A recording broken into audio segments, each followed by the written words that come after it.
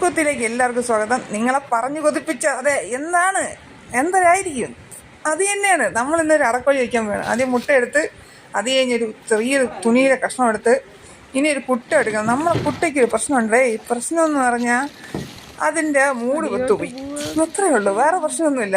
അപ്പോൾ അതിനെ കണക്കാക്കി തുണി ഇങ്ങനെ പൊക്കിക്കൊണ്ട് വരണം. അതിനിങ്ങനെ പൊക്കിക്കൊണ്ട് വരാൻ കുറേ സാധനങ്ങളുണ്ടാവും. ഇനിയിപ്പോൾ ഒരു ചാക്കൊക്കെ ഇട്ട് ഞങ്ങൾ റെഡിയാക്കി. ഈ ചാക്കിട്ടാൽ ശരിയാവുമെന്ന് എനിക്ക് അറിഞ്ഞൂടാ. പൈസ നോക്കാം, വരട്ടെ, എന്താണ്. ഇനി നമുക്കിപ്പോൾ ഈ മുട്ട എടുത്തോണ്ട് വരാം. കമ്മോൺ, ഓരോ മുട്ടയായിട്ട് ഇങ്ങനെ കുട്ടയിലോട്ട് പോകണം.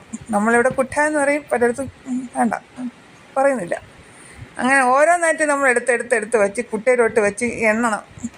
എണ്ണീറ്റില്ല, ഞാൻ കൈ കിട്ടിയ കരിങ്കോഴിയുടെ കുഞ്ഞുങ്ങളെ കരിങ്കോഴിയുടെ മുട്ടയെല്ലാം കൂടെ എടുത്തുകൊണ്ട് വെച്ചതാണ്. കഴിഞ്ഞ പ്രാവശ്യം കരിങ്കോഴിയുടെ മുട്ട എന്നെടുത്ത് വെച്ച സാധനം സ്വല്പം മാറിപ്പോയി, ക്രോസായിപ്പോയി. ഇപ്രാവശ്യം അത് മാറാതിരിക്കാൻ ഞമ്മടുത്ത് പ്രത്യേകം പറഞ്ഞിട്ടുണ്ട്, കരിങ്കോഴിയുടെ മാത്രം മതി.